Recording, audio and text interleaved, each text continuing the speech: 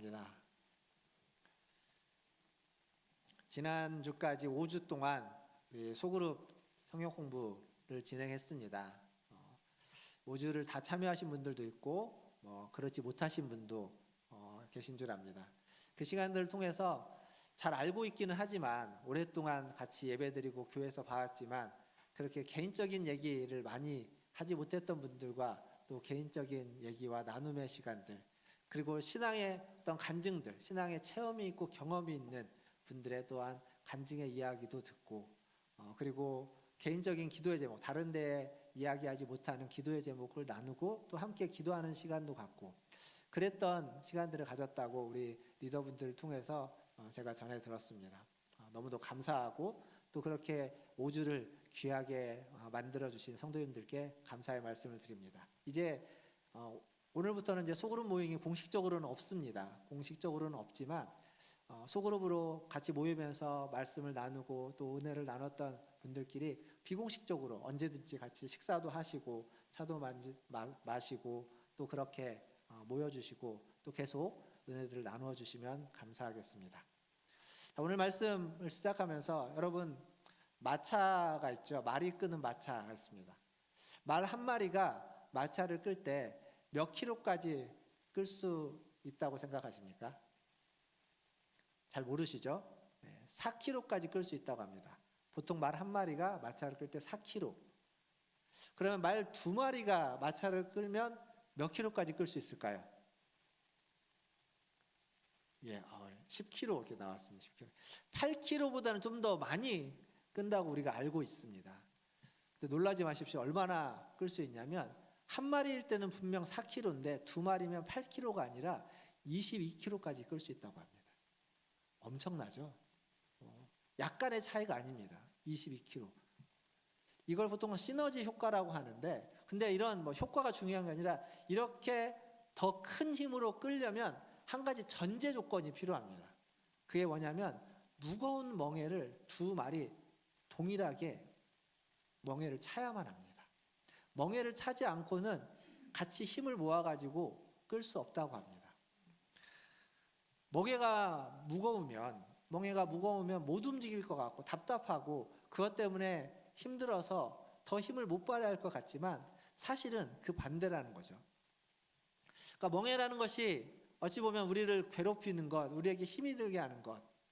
그래서 우리는 멍에를 벗어버리고 싶고 멍에가 있지 않기를 바라고, 멍에만 없으면 정말 편안하게 행복하게 잘 살 것처럼 이야기하지만 사실은 그 무거운 멍에로 인해서 우리는 이전에 경험하지 못했던, 이전에 써보지 못했던 그런 경험과 그런 힘을 발휘할 수도 있게 된다는 겁니다. 결국 멍에라는 것이 우리를 괴롭히는 존재가 아니라 우리가 가보지 못한 길을 가게 하면서 그곳에서 새로운 힘과 새로운 은혜와 새로운 능력을 경험할 수 있도록 해주는 도구가 된다는 사실입니다. 그러니까 한평생 살면서 좌절도 하고 실패도 하지만 실망도 하고 고통도 당하는데 때로는 어떤 다른 사람에게 배신도 당하고 그런 아픔들을 경험하지 않으면 좋겠지만, 그러나 그런 경험들을 통해서 우리는 더 견고해지고 더 강해지고 또 그러한 경험들이, 그러한 멍에가 우리에게 힘과 능력을 준다는 사실 또한 우리가 잊지 않고 기억하면 좋겠습니다. 오늘 종려주일이라고 말씀드렸습니다. 내일부터 고난주간이 시작되는 날이죠. 고난주간이 되면 우리는 주님의 고난을 묵상합니다. 그리고 그 고난에 참여하기를 바라고, 그래서 주님의 멍에를 같이 메고자 합니다. 때로는 금식을 하기도 하고 어떤 이들은 이전에 고행을 자처하기도 합니다.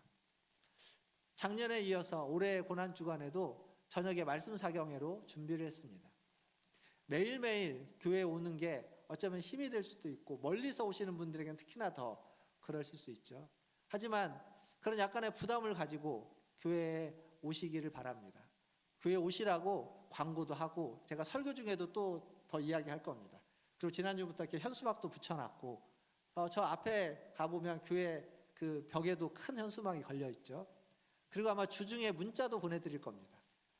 왜 이렇게 여러분들에게 불편하게 부담스럽게 하냐면 그 부담을 가지고 교회에 나오면 그게 하나의 멍해일 수 있죠.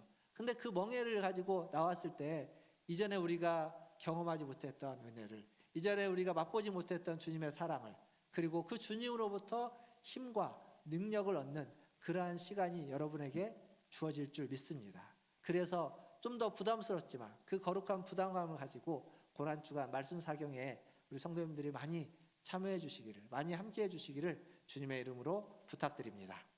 오늘 우리가 읽었던 말씀에는 예수님이 베드로와 야고보와 요한을 데리고 어디로 가냐면 겟세마네 동산으로 올라갑니다. 예수님이 그곳에 왜 올라갔을까? 왜 세 명의 제자들을 데리고 올라갔을까? 오늘 읽었던 말씀을 보면 잘 나옵니다. 32절부터 34절까지 말씀을 같이 한번 다시 읽어보도록 하겠습니다. 32절부터 34절입니다. 같이 읽겠습니다. 그들이 겟세마네라 하는 곳에 이르매 예수께서 제자들에게 이르시되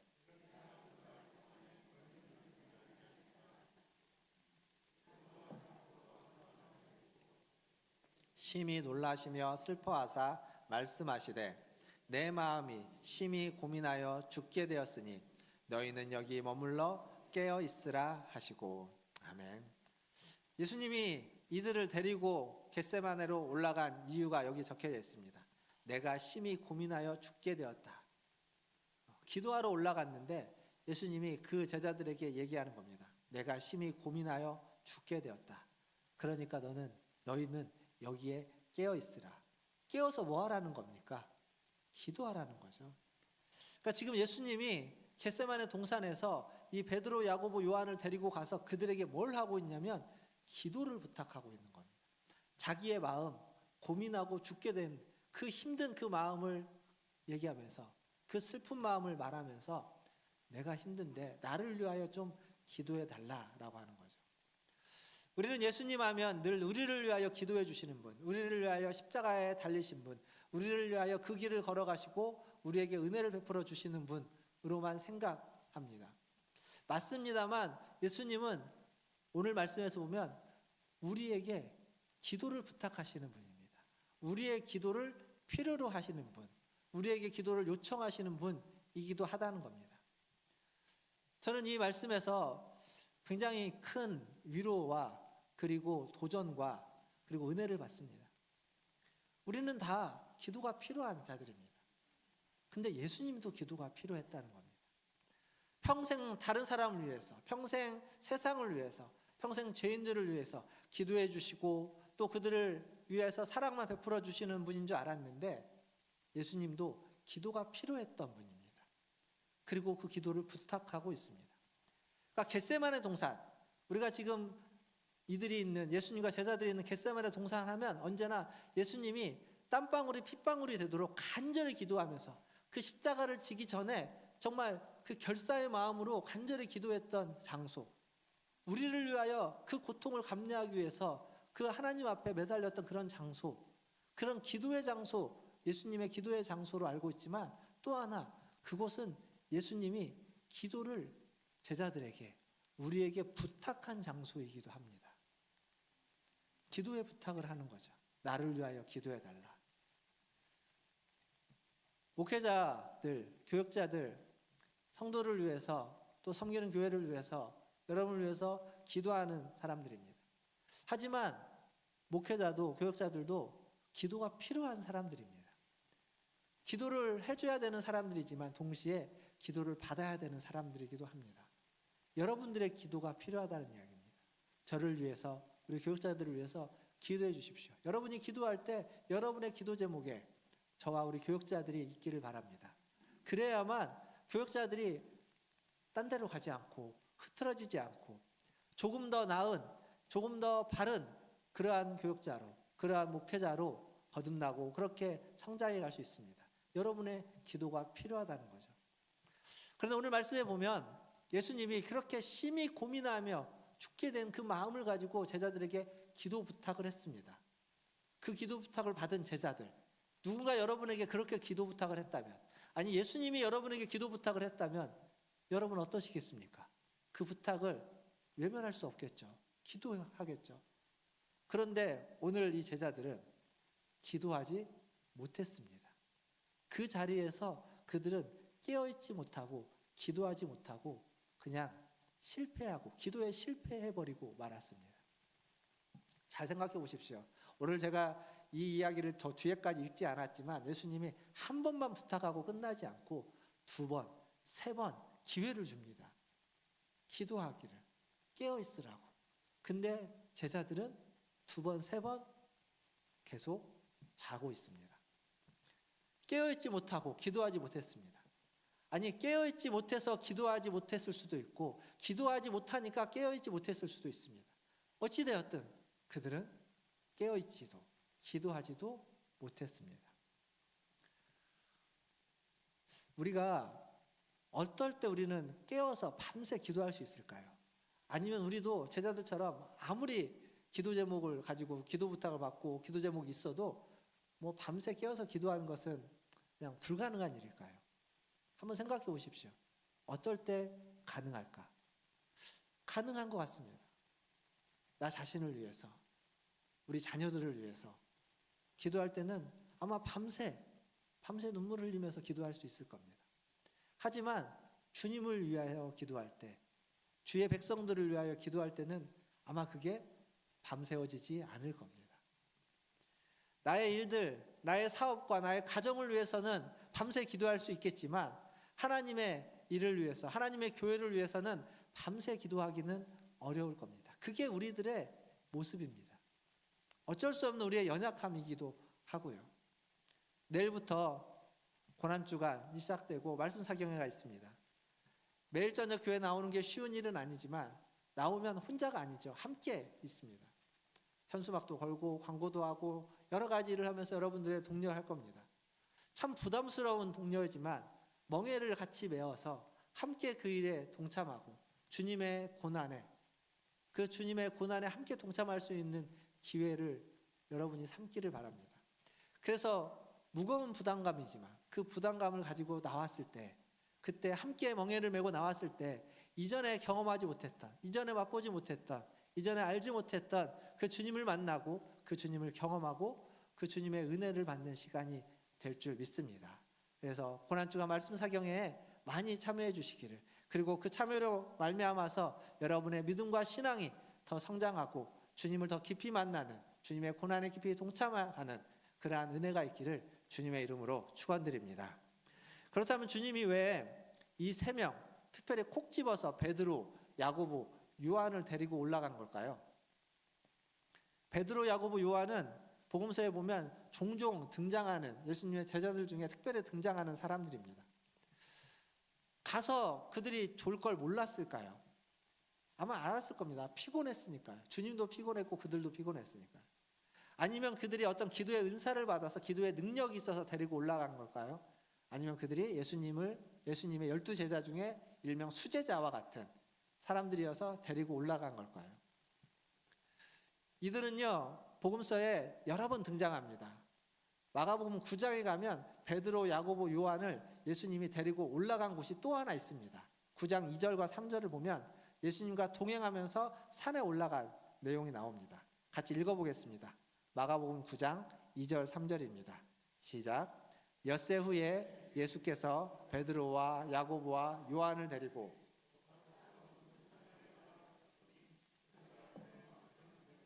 그 옷이 광채가 나며 세상에서 빨래하는 자가 그렇게 희게할 수 없을 만큼 매우 희어졌더라.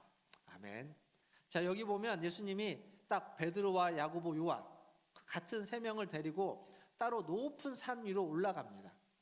그리고 그 앞에서 변형됩니다. 이걸 이제 변형산 혹은 변화산 이렇게 부르는데 뭐 어떻게 불렀던 그 앞에서 이전에 한 번도 본 적이 없는, 사람이 할 수 없는 그러한 흰 모습으로 변화되었습니다. 그리고 끝나는 것이 아니라 그 뒤에 뭐가 나오냐면 엘리야와 모세를 만나는 장면을 그들이 봅니다. 딱 보고 아는 거예요. 베드로, 야고보, 요한이 엘리야를 본 적이 있겠습니까? 본 적이 없습니다. 모세를 본 적이 있겠습니까? 본 적이 없습니다. 하지만 예수님과 만났던 그들이 그들 사이에 오고 가는 이야기들 속에서 아, 이가 엘리야고 이가 모세라는 걸 확연히 알 수 있는 겁니다. 엘리야와 모세는, 엘리야는 구약에 있는 선지자들, 선지서들을 대표하는 존재이고 모세는 구약에 있는 모세 오경, 토라, 율법을 대표하는 존재입니다. 이건 무슨 얘기냐면 예수님이 그들과 만났다는 것, 그리고 하얗게 휘어진 상태로 만났다는 건 그 선지서와 율법, 그 두 선지서와 율법은요, 다른 말로 바꾸면 우리가 표현하는 표현을 하면 구약 전체를 이야기합니다. 그러니까 구약 전체가 상징하고 있고 구약 전체가 지지하고 있고 보여주고자 하는 인물, 존재가 예수님이다라는 겁니다. 즉 예수님이 참다운 그리스도이다라는 걸 확인해 주는 모습입니다. 이뿐만 아닙니다. 9장 7절에 가면 뭐라고 나오냐면 이렇게 나옵니다. 9장 7절도 한번 같이 보도록 하겠습니다. 같이 읽겠습니다. 마침 구름이 와서 그들을 덮으며 구름 속에서 소리가 나되 이는 내 사랑하는 아들이니 너희는 그의 말을 들으라 하는지라. 엘리야와 그리고 모세가 만나면서 했던 그 모습을 통해서 아, 예수님이 진짜 메시아구나 라는 걸 확인한 그 순간 구름이 그곳에 가득 임하고 그리고 하나님의 음성이 들리는 겁니다. 이는 내 사랑하는 아들이다. 그의 말을 들으라. 자, 이 모습을 다시 한번 생각해 보십시오. 높은 산 위에 올라가서 그곳에서 놀라운 것들을 보고 거기에 구름이 가득 임하고 그리고 거기에서 하나님의 음성을 듣습니다. 이런 장면이 성경에 또 있습니다. 어디 있냐면 출애굽기에 가면 출애굽한 이스라엘 백성들을 산 아래에 두고 모세가 높은 산, 시내산 위에 올라갑니다. 그 산에서 천둥과 번개도 치지만 구름이 그곳에 가득 임하고 모세는 그곳에서 하나님을 만나고 하나님의 말씀을 듣고 말씀을 받아오죠. 그러니까 지금 이 장면은 그 모세가 시내산에서 하나님을 만나는 그 장면을 시작적으로 그리고 베드로와 야고보, 요한이 그 장면 안에 동참해서 지금 함께 목도하고 있습니다. 그러니까 베드로가 여기가 좋사오니 내가 여기에 초막셋을 짓고 여기에서 계속 머무르겠다고 하면서 이야기할 정도의 그런 놀라운 경험을 한 겁니다. 그러니까 베드로, 야고보, 요한은 특별한 경험을 했어요. 그리고 그 경험의 핵심은 뭐냐면 예수가 진짜 메시아구나, 하나님의 아들이구나 라고 하는 걸 직접 하나님의 음성으로 들었고 보았던 겁니다. 그러면 그들이 가졌던 그 신앙이 더 고양될 수밖에 없죠. 그의 믿음이 더 커질 수밖에 없습니다. 제자로서 더 겸손히 주님을 따르겠다고 주님의 뜻대로 살겠다고 하는 그러한 다짐과 그러한 헌신이 그들 가운데 충만해져야 되는데 성경을 보면요, 이 일이 있고 난 후부터 무슨 일이 생기냐면 베드로, 야고보, 요한을 비롯한 제자들이 서로 싸우기 시작합니다. 다퉈요.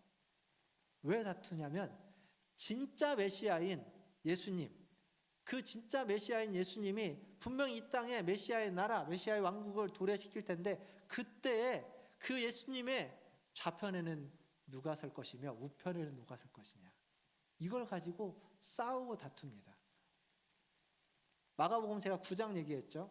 9장의 뒤쪽에 가면 9장 31절에 예수님이 또 말씀합니다. 뭐라고 말하냐면 인자가 사람들 손에 넘겨지고 그리고 죽임을 당하고 3일 만에 부활할 것에 대해서 이야기합니다.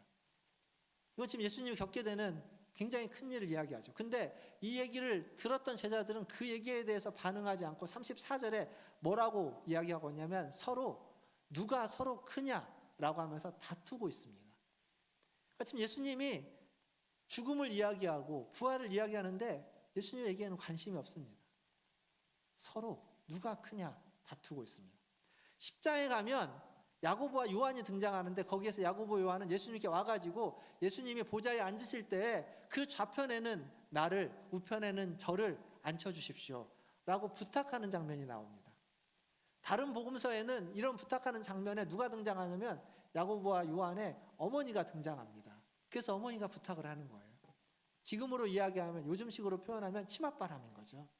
한 자리 차지하기 위해서. 그랬던 이들입니다. 베드로는 괜찮냐? 안 괜찮습니다. 아까 우리가 읽었던 말씀, 우리가 본문을 읽었던 14장, 마가복음 14장 31절에 베드로가 뭐라고 말하냐면 내가 주와 함께 죽을지언정 주를 부인하지 않겠나이다. 예수님이 닭이 3번 울기 전에 내가 나를 부인하리라 이야기하니까 안 그러겠다는 거예요. 다 버릴지라도 나는 그러지 않을 것이다. 나는 죽을지언정 주를 부인하지 않겠다. 그렇게 아주 호언장담을 합니다. 거기에 뒤에 제자들도 그와 같이 거기에 이제 숟가락 하나 얹어서 가는 거죠. 근데 우리가 압니다. 베드로가 부인했다는 것을.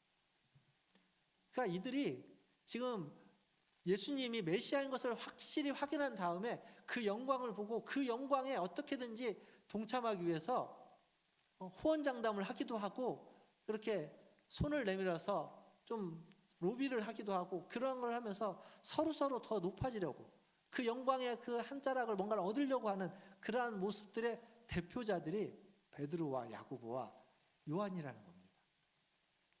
그러면 예수님이 이들을 왜 데리고 올라왔을까요? 여러분, 예수님이 메시아인 걸 몰라가지고 제자들이 흔들린 게 아닙니다. 예수님이 메시아라는 사실을 그들이 몰랐던 게 아닙니다. 알았고 들었지만 알고 들은 것 이상으로 경험도 했습니다. 그러니까 어떤 신학적으로, 구속사적으로 신앙이 없거나 알지 못해서 그들이 서로 다투었던 게 아닌 겁니다. 분명히 알았지만 분명히 알았던 그 알미 그들의 욕망과 욕심까지 뛰어넘지 못했습니다. 그리고 분명히 알았던 그 알미 내가 옳다, 내가 맞다, 내가 너희들보다 더 많이 알고 더 잘 알고 더 옳으니까 내 말을 들어라라고 하는 자기중심적인 그 죄성까지 넘어서지 못했던 겁니다. 교회들마다 다툼이 있고 갈등이 있고 싸움이 있으면 그 갈등과 다툼과 싸움이 그 교회는 믿음이 없어서 예수가 그리스도이고 예수가 구주인 걸 몰라서 싸우고 몰라서 다퉜을까요? 아닙니다. 다 압니다. 우리가 아는 것처럼 그들도 알고 아마 우리보다 더 열심이고 더 열정적일 겁니다. 하지만 내가 맞다는 거죠. 내가 옳다는 겁니다. 그러다 보니까 다투고 싸우게 되는 겁니다. 신앙생활 하는 사람들 중에 아마 더 헌신하고 더 제자로서 주님을 따르기로 작정한 사람들이 있다면 목회자들일 겁니다. 그리고 그만큼 헌신을 하고 그 헌신이 인정받은 분들이 있다면 장로님들일 겁니다. 근데 그 장로님들과 목사님들이 모인 노예에 가면 그렇게 서로 싸웁니다. 그렇게 서로 싸워요. 교회 안에서 생각해 보십시오. 그렇게 헌신을 인정받고 그렇게 많이 헌신한 분들이 모여있는 당회에서 싸움과 갈등이 끊이지 않는 교회가 많습니다. 뿐만 아닙니다. 기도를 열심히 했던 권사님들, 기도 열심히 하고 정말 헌신했던 그분들의 가는 곳에 평화와 평안이 있지 않고 정죄와 비난과 갈등이 있는 경우들도 많이 봅니다. 제일 열심히 봉사하는 분들이 서로 믿지 못하고 서로 신뢰하지 못하고 서로 부딪히고 다투는 경우들도 많이 있습니다. 지금 예수님은 그런 사람 베드로와 야고보와 요한을 데리고 산에 오른 겁니다. 겟세마네 동산에. 그들이 더 수제자여서 그들이 더 헌신적이어서 그들이 어떤 은사가 있고 능력이 있어서 오른 게 아니라 겟세마네 동산에 데리고 가서 그들에게 보여주고 싶은 겁니다. 영광이 전부가 아니라는 것. 고난이 없는, 고통이 없는 영광이 없음을 제자들이 그곳에서 예수님이 보일 만한 거리에, 돌 던질 만한 거리에 가서 기도하고 계시다는 얘기는 눈에 보이는 거리입니다. 기도 소리가 다 들리는 거리입니다. 그 자리에서 땀방울이 핏방울이 되도록 정말 처절하게 기도하는 모습을 보여주고자 한 겁니다. 너희가 원하는 그 영광, 너희가 원하는 그 자리, 그곳은 그냥 갈 수 있는 곳이 아니라 이런 고난과 고통과 함께 고통과 고난 없이는 갈 수 없는 곳이다라는 것을, 영광만 볼 것이 아니라 고난과 고통에 함께 해야 된다는 것을 보여주려고 데리고 간 겁니다. 근데 거기에서 죄송합니다 이렇게 표현을 해서 자고 있는 겁니다. 이게 딱 맞는 표현인 것 같습니다. 자고 있는 거예요. 와서 깨웠는데 또 자고 있습니다. 시몬아 자느냐? 1시간도 깨어 기도할 수 없느냐? 예수님이 그 말을 할 때 말투가 어땠을까? 한번 상상을 해보십시오. 답답해서 안타까워하면서 혹은 꾸짖어가면서 여러분 상상대로일 겁니다. 근데 자고 있는 겁니다. 사랑하는 성도 여러분, 주님이 우리에게 원하는 건 그렇게 어려운 게 아니라고 생각합니다. 간단한 겁니다.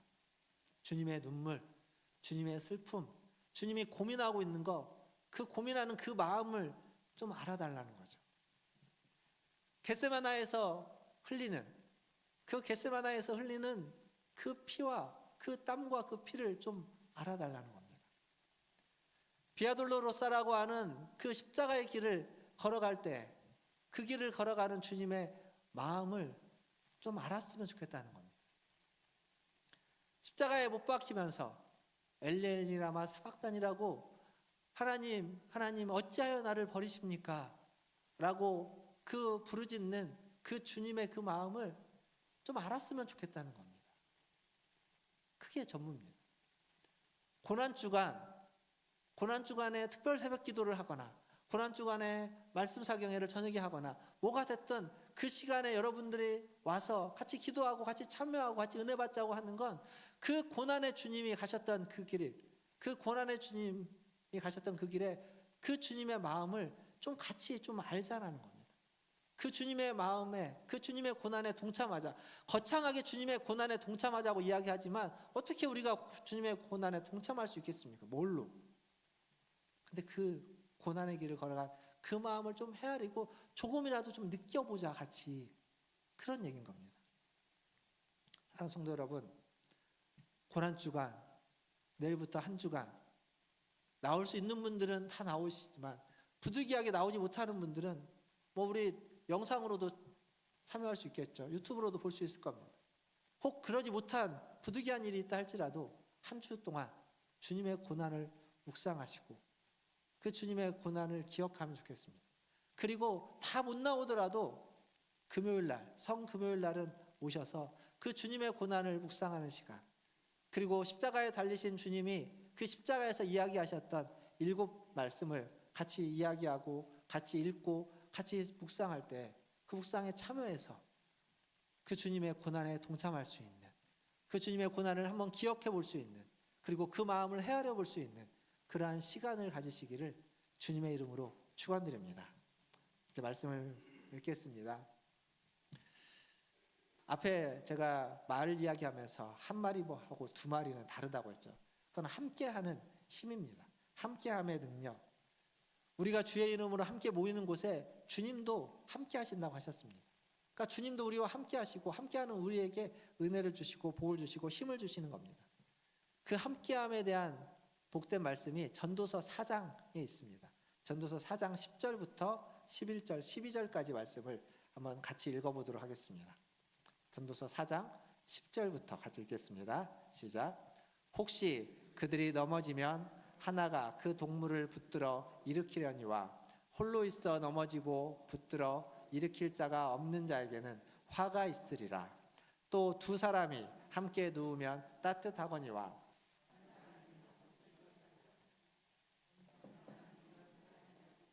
두 사람이면 맞설 수 있나니 세 겹줄은 쉽게 끊어지지 아니하느니라. 아멘. 동무들과 함께 손을 잡고 있으면, 함께하면 안 넘어진다는 얘기가 아닙니다. 넘어진다고 합니다. 10절에 보면 그들이 넘어지려니와 같이 넘어지는 겁니다. 같이 넘어집니다. 그런데 넘어지지만 그것이 끝나지 않죠. 그 중에 한 사람이 일어나면 같이 다 일어나는 겁니다. 넘어졌지만 서로 기대면서 같이 일어날 수 있다는 겁니다. 뿐만 아니라 혼자 누워있으면 따뜻할 수 없는데, 혼자 누워있으면 춥겠지만 같이 있으면, 같이 누워있으면 같이 부대끼면서 추위를 이겨낼 수 있다는 겁니다. 훈훈해진다는 거죠. 따뜻해진다는 겁니다. 그리고 12절에 보면 한 사람이 싸우면 패할 수밖에 없겠지만 두 사람이면 맞설 수 있다는 겁니다. 세 겹줄이면 이긴다, 승리한다는 걸 보장해 주진 않지만 쉽게 끊어지지 않는다는 거예요. 쉽게 지지 않는다는 겁니다. 버티고 이겨낼 수 있다라고 이야기하고 있습니다. 사랑하는 성도 여러분, 우리 모두에게는 동무가 필요합니다. 혼자일 수 없습니다. 우리 모두에게는 함께 할 사람이 필요합니다. 그리고 그와 함께하면 이겨낼 수 있습니다. 버틸 수 있습니다.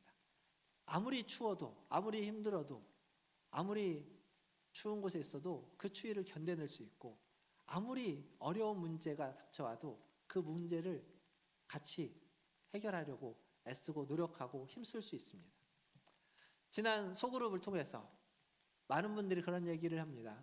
앞에서도 말씀드렸지만 이야기를 나누면서 그분을 새롭게 알게 되었고, 정말 기도의 사람이 하나님을 경험한 것을, 어떻게 기도해 오셨는지를 알고 도전을 받았다고 그런 얘기들을 하십니다. 그분이 여러분의 동무입니다. 나 혼자 신앙생활을 하고 있는 것이 아니라, 나 혼자 교회 왔다 그냥 가는 것이 아니라 함께 우리가 신앙생활을 해오고 있고, 우리는 문화촌 제일교회라는 이름으로 믿음의 식구들로서 함께 신앙생활을 해오고 있는 것을, 같이 모여있을 때는 그렇게 끄덕끄덕 여지지만 떨어지면 그냥 혼자인 것 같지만, 소그룹으로 잠깐 모여서 짧은 5주간 짧은 시간이었지만 그 나눔을 통해서 아마 조금 더 가까워지고 조금 더 친밀해지고, 내가 혼자가 아니라 함께하는 사람이 있고 나의 기도 제목을 가지고 함께 기도해주는 사람이 있구나라고 하는 것을 느꼈을 겁니다. 내가 넘어지면, 내가 쓰러지면 나의 손을 잡고 일으켜줄 동무가 있고 지체가 있고 믿음의 식구들이 있다는 거죠. 내가 추울 때, 내가 얼어가고 있을 때 나를 얼지 않도록, 그 추위를 이겨내도록 온기를 나눠줄 지체가 있고 성도가 있다는 겁니다. 내가 문제 앞에 직면했을 때, 어려움 앞에 직면했을 때 그 문제를 같이 고민해지고 같이 풀어가려고 애쓰고, 내가 눈물 흘리고 있을 때 옆에 와서 같이 울어줄 지체가 있고 동무가 있다는 겁니다. 그게 여러분 옆에 있는 성도입니다. 그게 여러분과 함께 지금 예배 드리고 있는 이곳에 있는 우리들입니다. 그러기에 우리는 이제 그러한 사람들과 함께 신앙생활을 해가 나가면서 하나님을 경험하는 거죠. 그 동무들을 통하여서, 그들의 온기를 통하여서, 함께 애써주고 눈물 흘려주는 걸 통해서 나의 삶에서 하나님의 은혜를 경험하고 하나님의 사랑을 경험하고, 그리고 그것을 간증할 수 있는, 그것을 이야기할 수 있는, 이야기할 거리가 많아지는 그러한 신앙생활, 그러한 믿음의 생활을 해나가면 좋겠습니다. 사랑하는 성도 여러분, 여러분의 간증이, 여러분의 삶이, 여러분의 경험이 바로 이렇게 함께 동참하면서 함께하는 경험으로 충만해지길 바랍니다. 주님이 여러분과 함께 하실 겁니다. 그리고 주님을 믿는 주님의 자녀들이, 주의 백성들이, 여러분 옆에 있는 성도들이 여러분과 함께 하실 겁니다. 그리고 우리는 한 지체이고 한 식구라는 것을 꼭 기억하시고 서로를 위해서 기도해 주시고, 소그룹으로 우리가 만났던 그 시간을 이제 안 하니까 끝났다 하지 마시고, 그때 만나고 나눴던 그들과 더욱 나누시고 이야기하시고 기억하시고 기도해 주시고 더욱 친밀해지시면서 함께 믿음의 생활을 해나가시는 문화촌 제일교회 성도들 다 되시기를 주님의 이름으로 축원드립니다. 기도하겠습니다. 기도하실 때 말씀을 좀 잘 기억하면 좋겠습니다. 우리는 혼자가 아닙니다.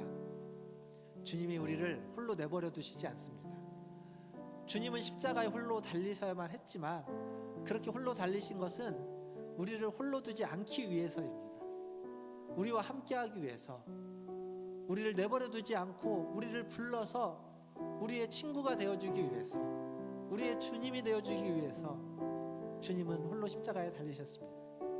그걸로 우리를 부르셨습니다. 그리고 우리를 부른 그 부르심에도 나 혼자 주님 앞에 서 있는 것이 아니라 여러분 옆에 있는 지체들이, 우리 같은 성도들이 함께 그 주님 앞에 나오고 그 주님 앞에 서 있습니다. 기도하실 때 하나님, 나를 홀로 내버려 두지 아니하시고 나를 부르셔서 나와 함께 해주셔서 감사합니다. 뿐만 아니라 함께 주님 앞에 설 수 있는 성도들을 하나님 주시고, 내 옆에 있는 우리 지체들이 함께 주님 앞에 서서 믿음의 생활을 함께 할 수 있도록 해주셔서 주님 감사합니다. 우리가 혼자가 아님을, 내가 혼자가 아님을 알게 해주셔서 감사합니다. 하나님, 내 옆에 있는 동무에게 내가 그렇게 버팀목이 되고 그를 위하여 기도하고 그와 함께 따뜻하게 온기를 나눠주는 동무가 되게 하여 주시고, 또 내 옆에 있는 동무가 나를 위하여 온기를 나눠주고 기도해 줄 수 있는 지체가 동무가 될 수 있도록 하나님 은혜를 베풀어 주시옵소서 라고 우리 같이 한 목소리로 기도하며 나아가겠습니다. 기도하겠습니다. 하나님 아버지, 이 시간 하나님의 은혜를